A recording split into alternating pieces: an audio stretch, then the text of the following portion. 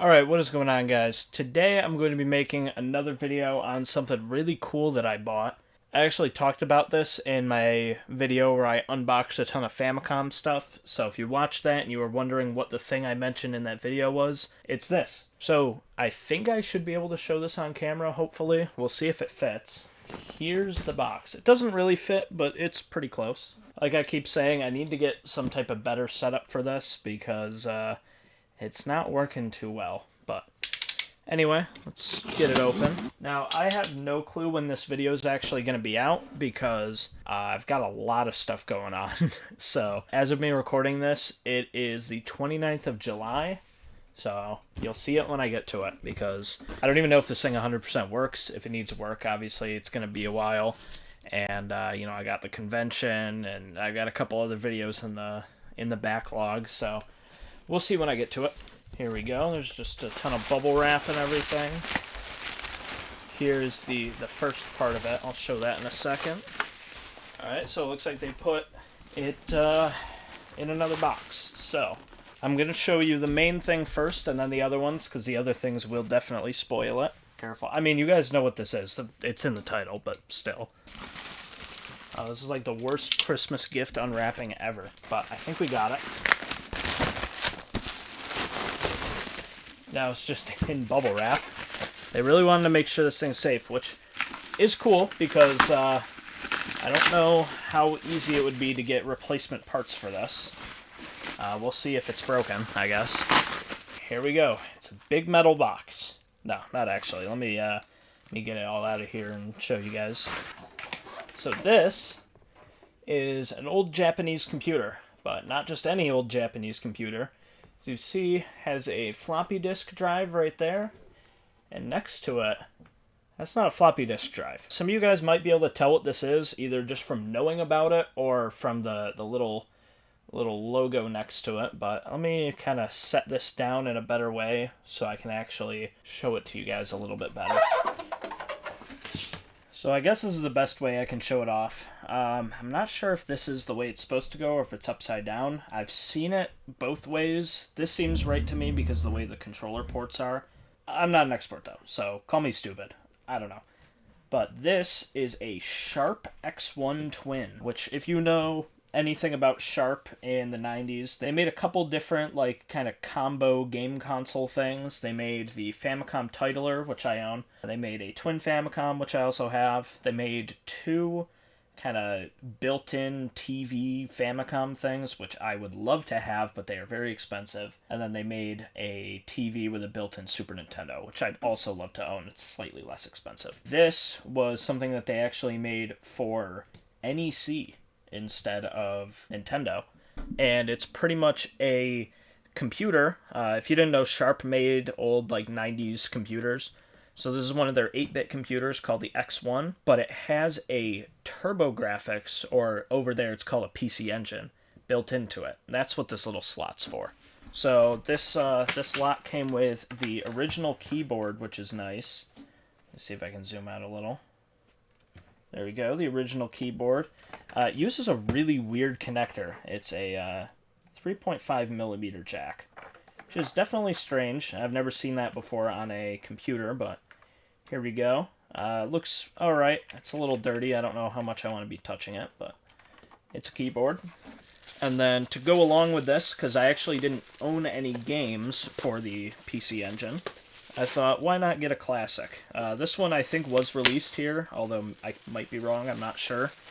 But it was cheap, and it was a game that I would actually be able to play and understand and enjoy. So, we got Street Fighter II Champion Edition. And I did not know that it came in this box like this. I don't know what's supposed to go here. There's the Hue card, though. I don't know if there's supposed to be two. I have no clue. I don't know why the front's like that. But here we got the cartridge, and it just kind of slots in like that. I think that's as far as it goes. It doesn't go that way, I don't think. It kind of does, so I need to figure out which way it goes. But, yeah, kind of slots in like that, and then you obviously play it. So, what I'm going to do, I'm going to get this thing set up. I have my capture card already hooked up and everything. So, we're going to plug it in, hook it up to the capture card, and hopefully it's not completely dead, because that would suck. So before I get this all hooked up, I'll kind of show you guys what the I/O looks like on the back. Just because some of you guys might be curious.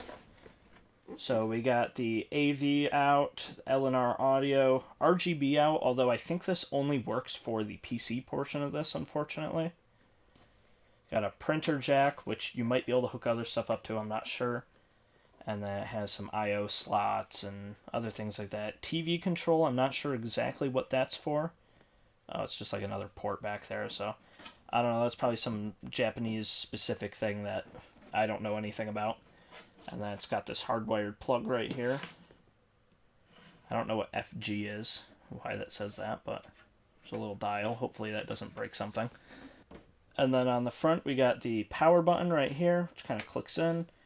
There's the button to switch between the X1 and the PC Engine. Some reset buttons. I don't know exactly what they do, but they're there. Volume, joystick 1 and 2, the spot for a PC Engine controller, sync mode, which is maybe for RGB, I think, and then your keyboard port. And then we got a 5 1/4 inch floppy drive right here. I don't own any discs, so I was really hoping I could find a way to write a couple X1 games to a floppy disk and actually play them.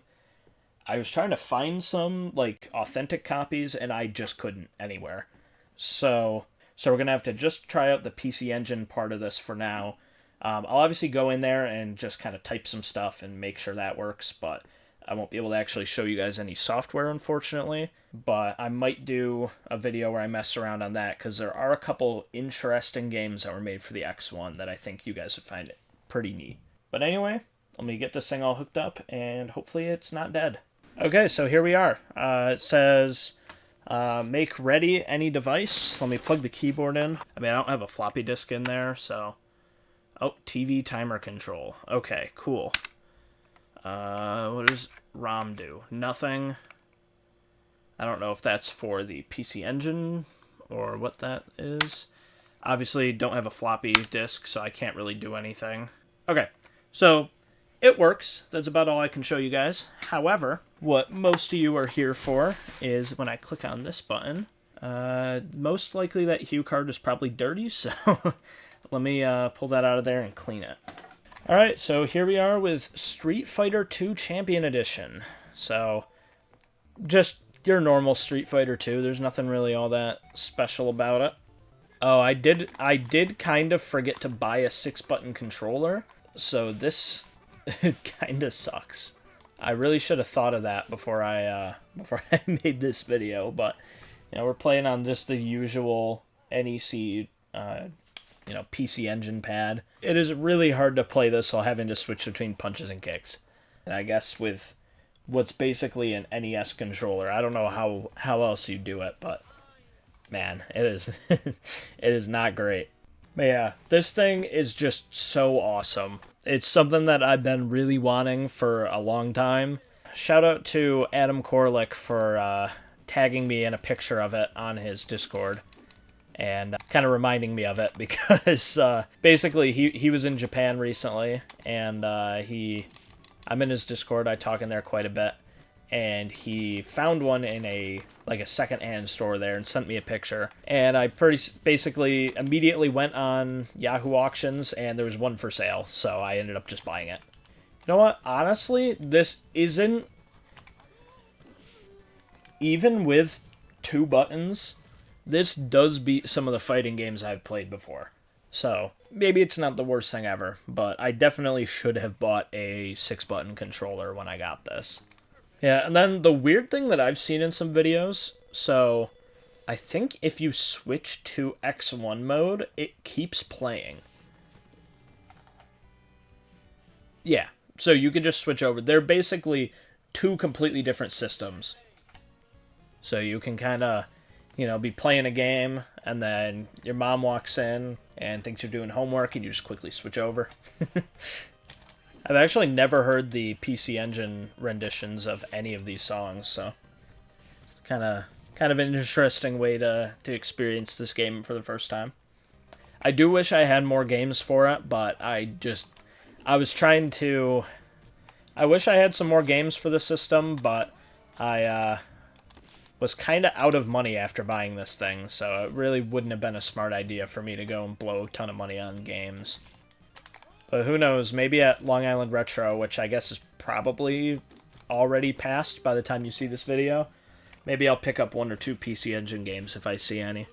But yeah, that's pretty much it. There's not a whole lot else I can show you, unfortunately, because, like I said, I don't have anything in here, so there's not much I can do. I don't know if this has like a built-in kind of, I know it's not the correct term, but like a command prompt, like your normal like Commodore 64 or whatever does. So from what I've heard, I think the actual software needs to be loaded off a floppy disk. So there's really not a whole lot I can do. Alright, so I just thought I'd add this in here really quick. This is like 6 months later when I'm actually editing this video. I realized I never actually took this thing apart and showed it to you guys. So, thought I'd just do that real quick before I end it off. This is actually my first time opening this thing up, so hopefully it's not too bad in here, but we'll see. So it looks like it has kind of 2 panels like a PC, which I mean is what it is. So it's going to be, I'll at least open this side up first, because this looks like this is going to be the one that'll be the most interesting. The other side's probably just going to be a board. Alright, so it looks like there's 3 screws on the back, 2 on each side, and then it kind of slides out.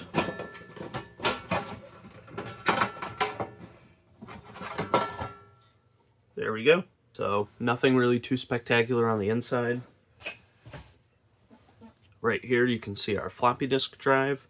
It has a slot for another one, so if I had a second one, it would go right here. This is our power supply, which is very surprisingly still working, which is cool. I think this is a Molex connector if you wanted to connect another floppy disk drive. And yeah, I mean, really nothing else too special here. I guess I could flip it over and open up the other side. I really don't want to take this whole thing apart because it seems very complicated on the inside, kind of similar to some of the other stuff. Like, I'll open it up and kind of show it to you, but I really am not looking to completely disassemble it. The main thing that I kind of want to see is what the TurboGrafx slot looks like. I think that is actually right here. Alright, so here's this side. Yep, pretty much what I said. There's really nothing there. I will see if it's possible to pop this front panel off. That'll kind of give a better view of that PC Engine slot. Okay, I see how to do it. Looks like there's 2 screws on either side. If I take those off, this whole front should come off, hopefully, in theory. Okay, so in theory, this should just pop off, which it did. It's literally not even attached to anything. It's just a cover. So that's cool. That'll give us a little bit better of a view of what's going on here. Let me move my camera to show the front, and I will kind of go through some things. You can see here we got that floppy disk drive. Obviously nothing in it. I don't have any. We have all of the ports and everything down here, that little switch that I can't remember what it does. Power button. This is that TurboGrafx slot. So, I actually don't know what the inside of an actual PC Engine, TurboGrafx, whatever, looks like. I think I technically have one, but it is not somewhere I can get to it right now to compare. But that's the slot where your cartridge goes in, or your little Hue card. It's probably somewhat similar to like a standard PC Engine, although obviously this is a custom board. It says Sharp on it, which, you know, usually it would say NEC.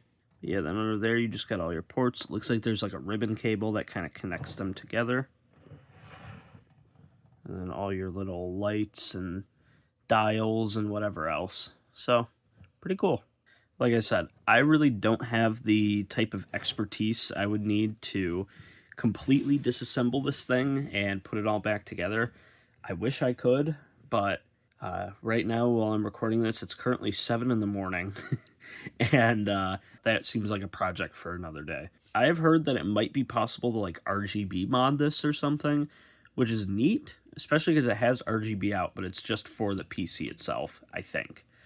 So that would be cool, but probably not something I would ever do, just because I'm a big fan of like keeping things as stock as possible, and that would kind of, you know, ruin some of the quirks of this thing, you know? But anyway, that's actually where I'm going to end this video. I had an outro filmed, but I'll just kind of re-record it. So if you guys enjoyed, make sure to like, comment, and subscribe. Again, sorry for like the camera work in this video being terrible. I don't know. I'm going through and editing it right now, and I'm like, oh, that's rough. Right now, I mean, the camera looks terrible, but it's a very odd thing to film. It is very big. I do not have a very big table, and I record this all with a phone, so it's just a little awkward. So I'm sorry about all that. If you guys enjoyed, make sure to like, comment, and subscribe. It's coming out like mid-December, so Merry Christmas to everybody. I think that's like just about a week from when this will be uploaded. And yeah, I will see you guys in my monthly pickups video next year. Goodbye.